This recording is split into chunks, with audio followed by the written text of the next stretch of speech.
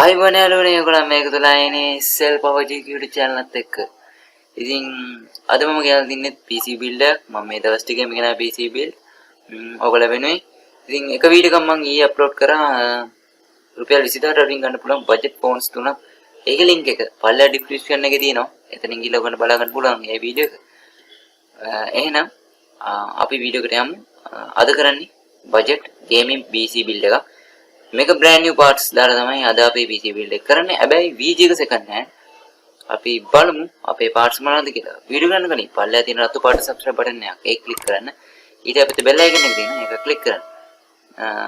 එහෙනම් වීඩියෝ බලමු මොනවද තෝරගත්ත brand new parts කියලා.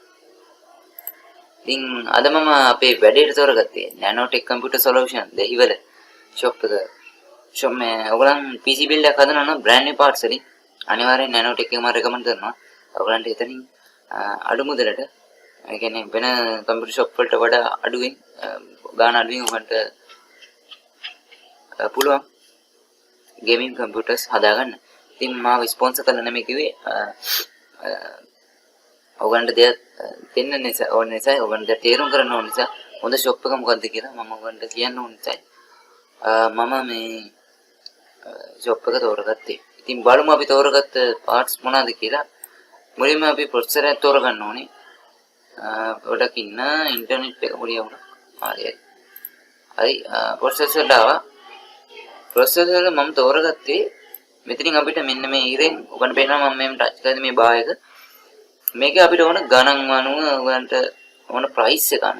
එතන මම තෝරගන්නේ Intel Core 9J i3 9100F කියන ප්‍රොසෙසර් එක මම තෝරගන්නවා අපේ වැඩේට.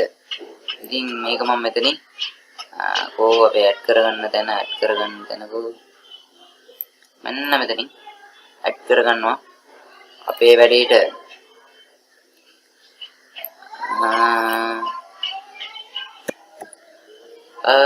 මෙන්න මේ i3 9100F කියන ප්‍රොසෙසර් එක අපි තෝරගන්නවා. අපි මේකේ බලමු මොනවාද මේ ප්‍රොසෙසර් එකේ performance කියලා. ඉතින් මේකේ අපේ වැදගත් මේ 3 years warranty එකක් හම්බ වෙනවා. ඒක නිසා අපිට බය නැතුව ප්‍රොසෙසර් එක පාවිච්චි කරන්න පුළුවන්. ඊට පස්සේ මේක 14 nanometer තාක්ෂණය යටතේ අපිට i3 9 gen ප්‍රොසෙසර් එක හදලා තියෙන්නේ. ඉතින් මේකේ කෝස් ගන්න බැලුවොත් 4 කෝස් එතකොට 4 threads. ඒ කියන්නේ මේක hyper threading නෑ. කෝස් 4ක් විදිහට thread 4ක් විදිහට තමයි ක්‍රියා කරන්නේ. එතකොට අපි මේකේ base frequency එක 3.60 GHz වලින් තියෙනවා. එතකොට max turbo boost frequency එක 4.20 GHz වලට තියෙනවා. එතකොට අපි වැදගත් මේ cache එක 6 MB cache එකක් මේ processor එකේ තියෙනවා. ওই ටික තමයි අපි processor ගැන කතා කරන්නේ. එතකොට අපි බලමු motherboard එක තෝරගමු. අපි ඊට පස්සේ ඔක්කොම parts ටික මිලගෙන එකතු කරමු. අපි motherboard එක විදිහට තෝරගන්නේ අපි මෙතනින් අපේ price එක දාගමු. මෙතනින් මම 13500 H310M motherboard එක මම ඉඳන්නේ කො එක අනේටි මෙන්න මේ Asus Prime H310M කියන motherboard එක මම තෝරගන්නවා. අපිට අවුරුදු 3ක් warranty යටතේ මේ motherboard එක අපිට පාවිච්චි කරන්න පුළුවන්. ඒකයි brand new computer එකක් හදන එකේ වාසිය අපිට. 1151 socket එක 9 gen 8 gen දෙකටම support කරනවා. එතකොට Celeron processor එකත් මේ board එක support කරනවා. එතකොට turbo boost technology එක මේකට support කරනවා අනිවාර්යයෙන්. එතකොට අපිට dual channel board එකක් හම්බෙන්නේ maximum 32GB RAM අපිට ගන්න පුළුවන්. මේක තමයි අපේ motherboard. මම මෙතනින් අපේ card එකට මේක add කරගන්නවා. හරි. ඔය විදිහට අපි තෝරගත්තා. add වුණාද? හරි අපි ඔය විදිහට තෝරගන්න. ඊට පස්සේ අපි බලමු RAM එකක් තෝරගමු අපි. RAM මෙන්න මේ memory වලට ගිහලා අපි RAM එකක් තෝරගමු. අපිට අවශ්‍ය price එක මෙතනින් දාලා ගන්න පුළුවන්. මම ගන්නේ Corsair Vengeance. RAM එකක්ද? මම ගන්නවා මෙන්න මේ G skill brand එකේ 8GB DDR4 2666 speed එක run වෙන RAM එක අපේ වැඩේට.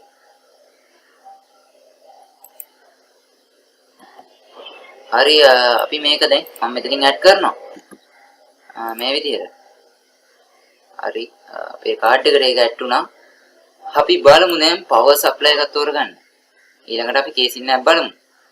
මෙතන watt ගන්න 450ක් තිබ්බ නැති. යන්න පුළුවන් අපි හොඳ power supply එකට යමු. අපි මෙන්න මේ නෑ මේක නෙමෙයි. අපිට පුළුවන්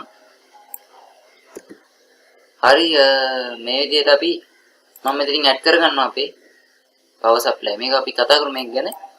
මේක අපිට 1 year warranty එකක් හම්බ වෙනවා. හරිද? මේක HP Omen 470 watt 80 plus bronze power supply එක. ඉතින් මේක gaming power supply එකක්. අපිට මේකේ හොඳ බලා ගන්න පුළුවන්. මම මෙතනින් ඇඩ් කරගන්නවා මගේ කාඩ් එකට මේ power supply එක. ඊට පස්සේ අපි අවසානයේ විදිහට අපි කේස් එක තෝරගන්න ඕනේ PC කේසින් එක. කේසින් එකේ මම ටිකක් ගණන් අඩුම කේසින් එක තමයි මම පාවිච්චි කරන්නේ. අපි low budget කියන්නේ budget එක අඩු PC එක හදන නිසා මෙන්න මේක මෙන්න මේ තුනෙන් ඔයගොල්ලන්ට කැමති එකක් තෝරගන්න පුළුවන් low budget. මම දැන්ට මෙන්න මේ කේසින් එක යොදා ගන්නවා අනිත් ඒවාට වඩා වෙනමින් ටිකක් ලස්සන නිසා. ඉතින් ටිකක් ඉඩ තියෙන බේසික් දේවල් ඔක්කොම තියෙන කේසින් එක තමයි මෙන්න මේ කේසින් එක. ඉතින් මේක මම ඇඩ් කරගන්නවා අපේ කාඩ් එකට. හරි.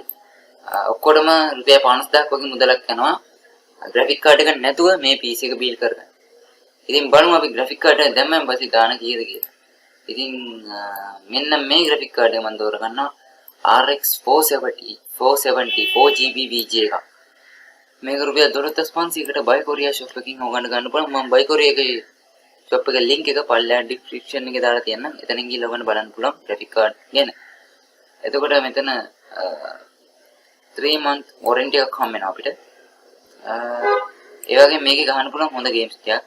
සාමාන්‍ය දැන්ට තියෙන ඕන game එක මේ VGA එකේ ගහන්න පුළුවන් ප්‍රශ්න නැතුව.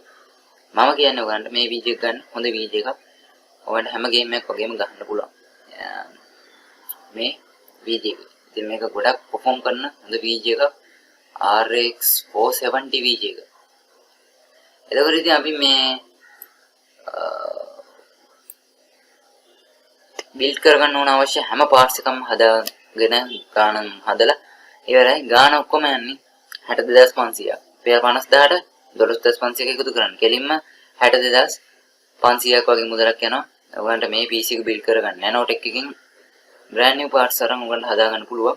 ඊට පස්සේ buy korea shop එකකින් second hand VGA එක කරගන්න. ඉතින් ඔයගොල්ලන්ට brand new VGA එකක් ගන්න ගියාම රුපියල් ලක්ෂය පයින්නවා අනිවාර්යෙන් VGA එකක් හදාගන්න. ඉතින් බලමු තවත් හොඳ PC build එක මම ගේන්න උත්සාහ කරනවා. brand new parts මේ brand new parts යොදාගෙන කරන පළවෙනි වීඩියෝ එක තමයි මගේ. ඉතින් channel එක subscribe කරන්න නැත්නම් අනිවාර්යෙන් subscribe කරන්න. ඊට පස්සේ bell icon එක තියෙන එක click කරන්න. තව ඔයගොල්ලන් වෙනුවෙන් මම මේ වගේ වීඩියෝස් කියනවා.